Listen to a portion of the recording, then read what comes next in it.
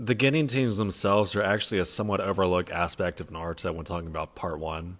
Usually when people power scale or even talk about Genin in general, they usually focus on each one on an individual level. It sometimes is a little forgotten that these are in fact functioning teams who rarely ever did any fighting by themselves off panel. I talked about how these teams performed before in a video where I replaced Team 7 in the Land of Waves arc, to judge how well the other teams would do in that situation. I'll continue that today by making a Genin team free-for-all for my newest addition to my free-for-all series.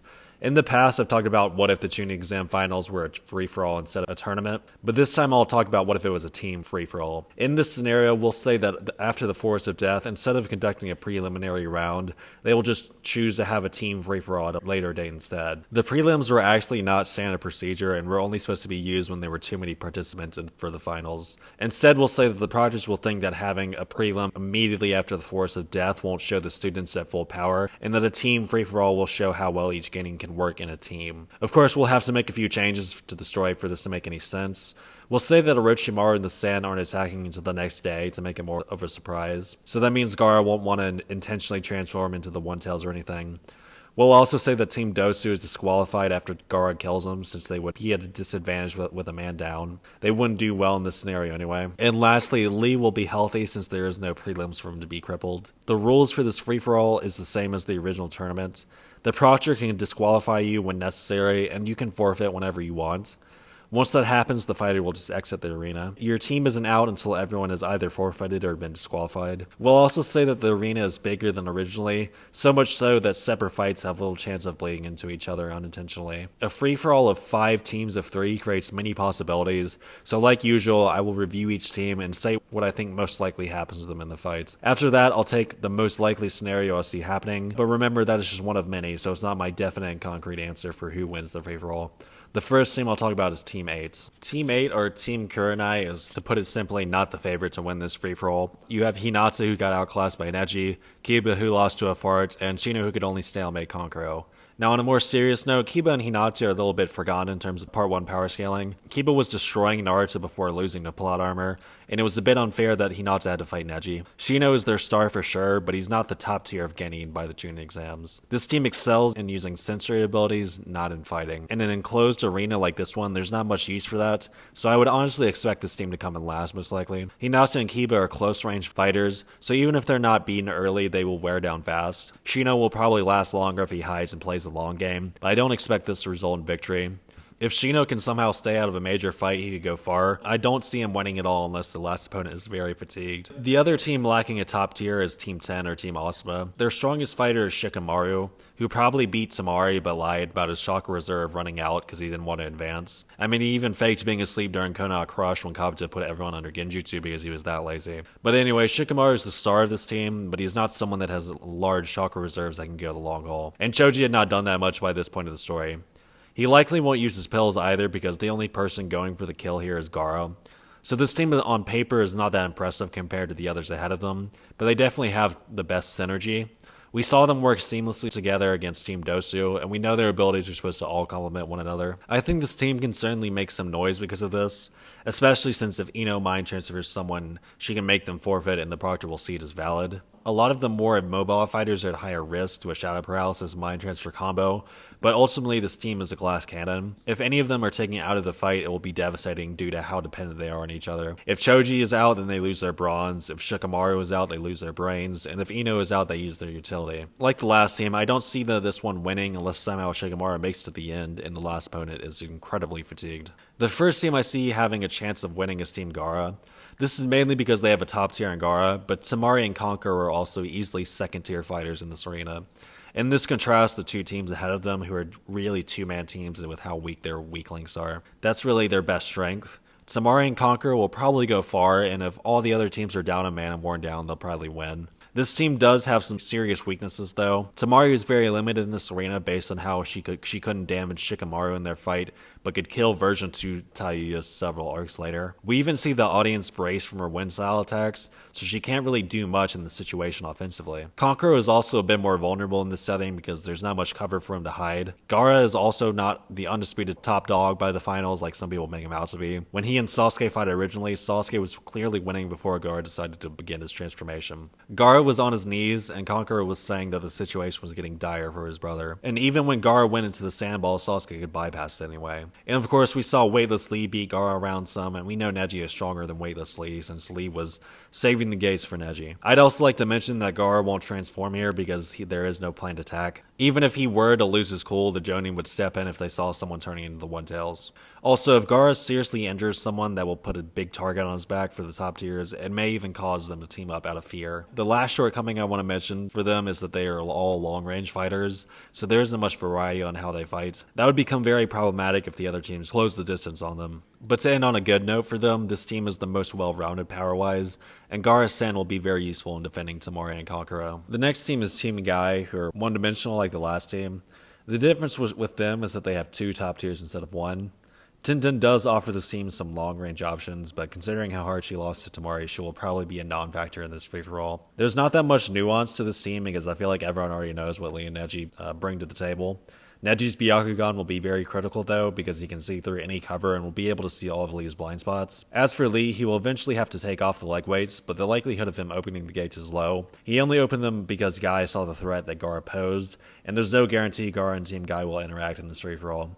It would also be an all-or-nothing move for Lee, so that further decreases the likelihood of it coming out. So again, there's not that much to say other than this team's weaknesses is no long-range capabilities, and there are only 2 relevant fighters. The last team is Team 7, and they are very similar to Team Guy in this scenario.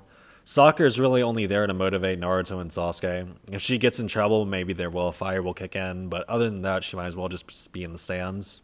The reason why I think this team is the most likely to win is because I think Sasuke is the strongest out of this bunch, and Naruto's Chakra Reserve are perfect for a long fight like this.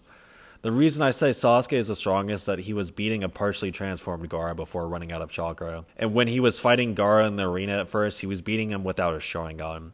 So he was beating a top tier fighter without too much effort and base. If Sasuke makes it to the end and there's not a team of top tiers to oppose him, he has a very strong chance of winning it all for Team 7.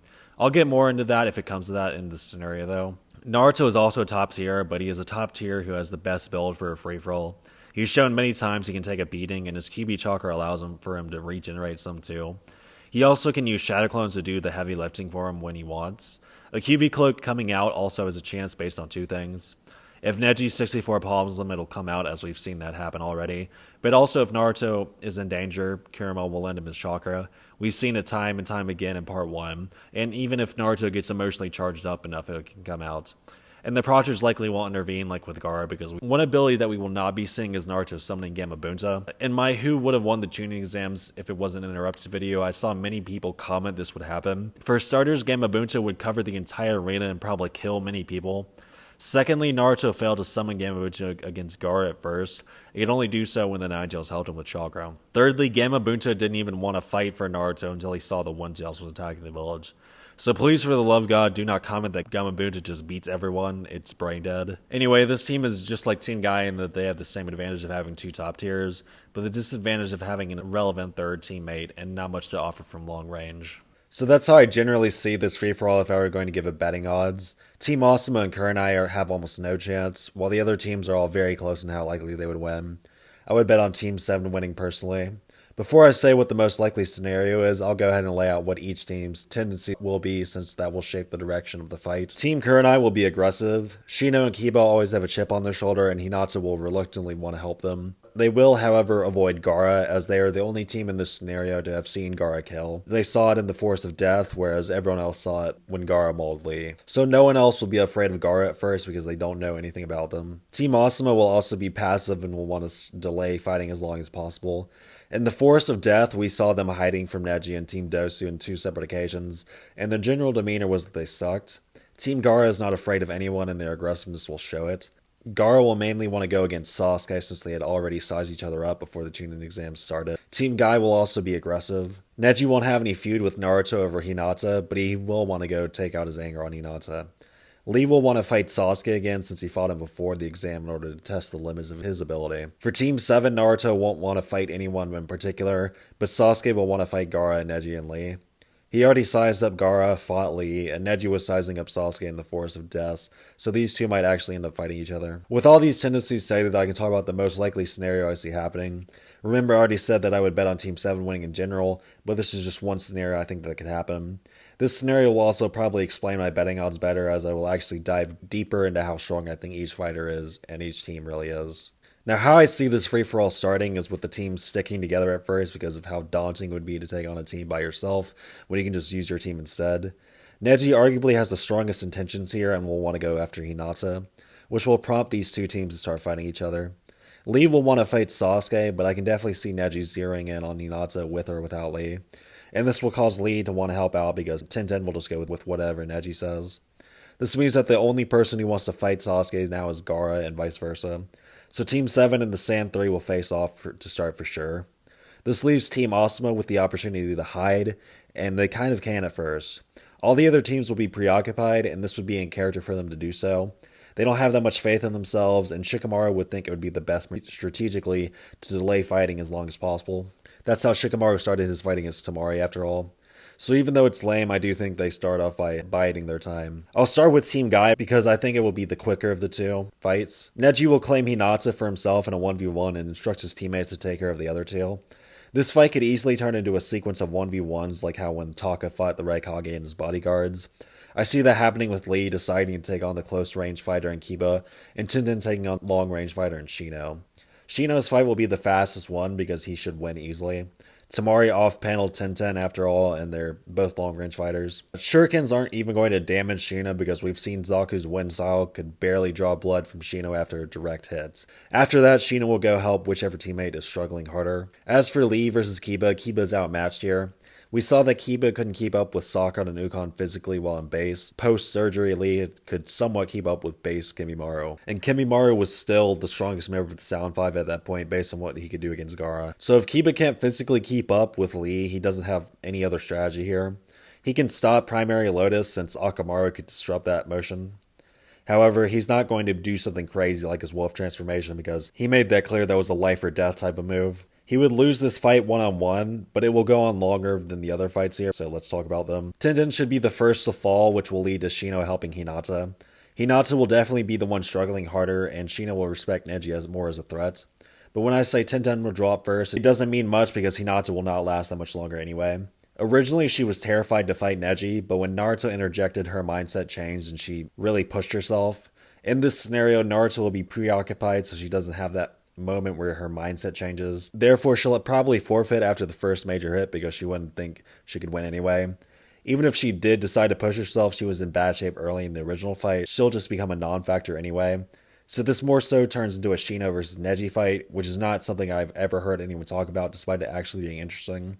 Shino's bug armor is relevant here. We saw that when Neji 64 palmed Kidomaru, his chakra points were unharmed, thanks to his armor screwing up the precise attack. Shino's bug armor would likely be the same even if it is less potent.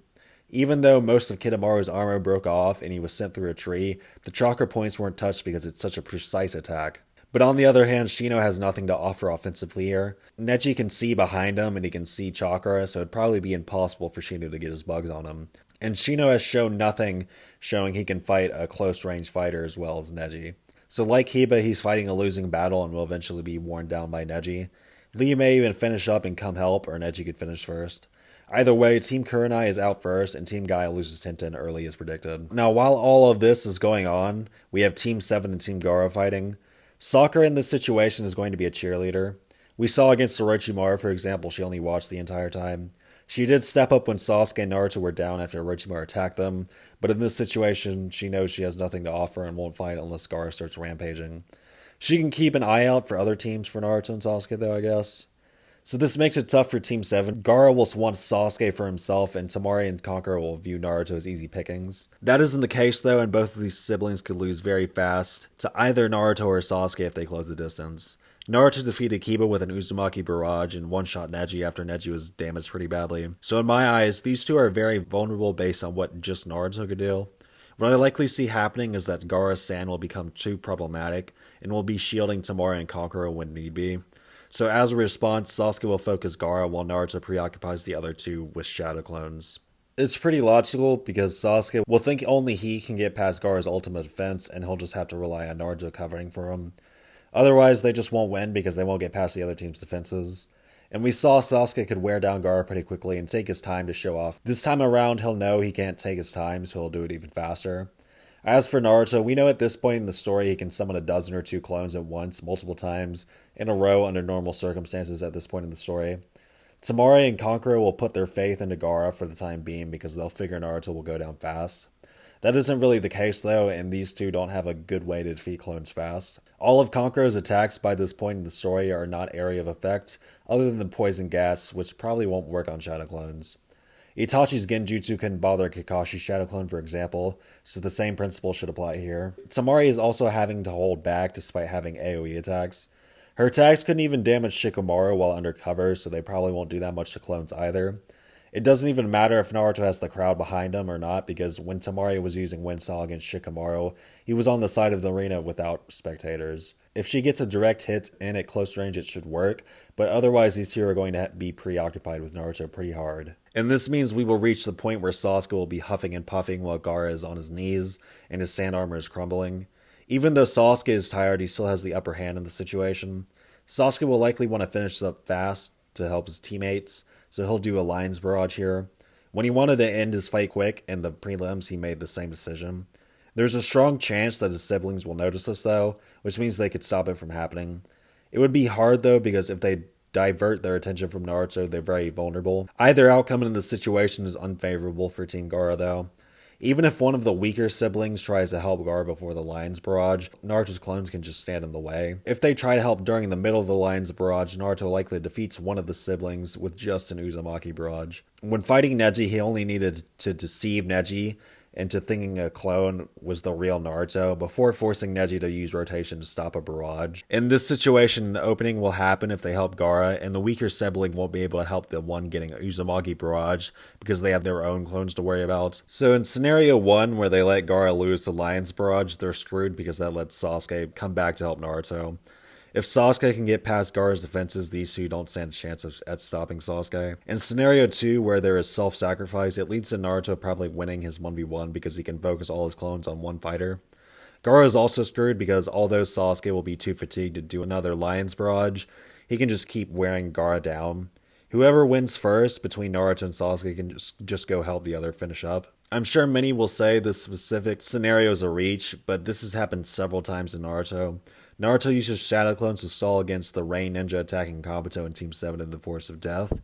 He also stalled against Kaguya for a while despite making no offensive progress against her while Sasuke was trapped in another dimension. The same thing happened against Kimimaru too.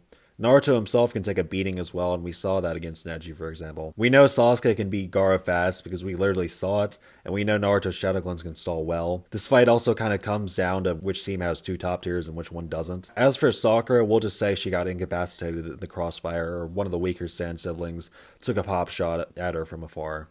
So the result of this fight should be the Sand 3 and Sakura being eliminated. Another fight will have started before the end of this one. Neji and Lee will choose to deal with Team Asuma first because it will be easier. Joining the other fight would be dangerous because it would let Team Asuma either safely fight from afar or wait until Neji and Lee are tired before fighting them. They'll view Team Asuma as a quick win, so that's another reason why they're fighting them next.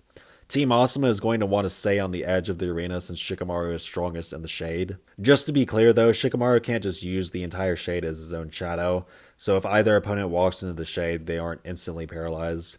The shade more so just increases the distance of his shadow. Is shadow paralysis going to be effective here though? I don't think so because due to Neji's vision, it'll be impossible to paralyze them or leave from their blind side. Tamari could easily evade it and only got trapped because Naruto left a hole in the ground from his fight with Neji.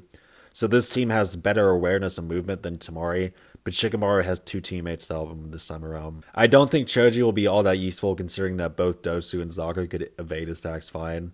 And Choji won't be popping pills like against Jirobo because this isn't life or death either.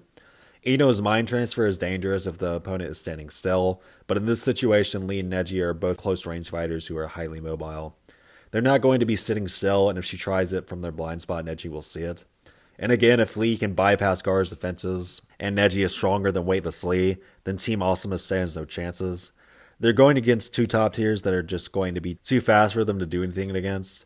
This fight won't take long, and by the time it's over, Naruto and Sasuke will be about done too. So this sets up Naruto and Sasuke versus Neji and Lee for the final matchup. Both sides will be physically fatigued, but in terms of chakra, both will be fine for the most part. Like most of the other fights, this will likely turn into multiple 1v1s. As I said earlier, this is normal in this series, such as when Taka fought A and his bodyguards, or when Deidara and Sasori split up at the end of the Kazekage retrieval arc. But it's hard to determine who is going to fight who here. Neji and Sasuke sized each other up before the exams, and Neji was impressed when Sasuke first used the curse mark against Team Dosu. Of course, Lee would like to finish what he started with Sasuke as well, so that creates a conflict of interest. More than likely, Neji will want to take on the strongest fighters since he believes he's stronger than Lee. Sasuke will likely have the same thought process.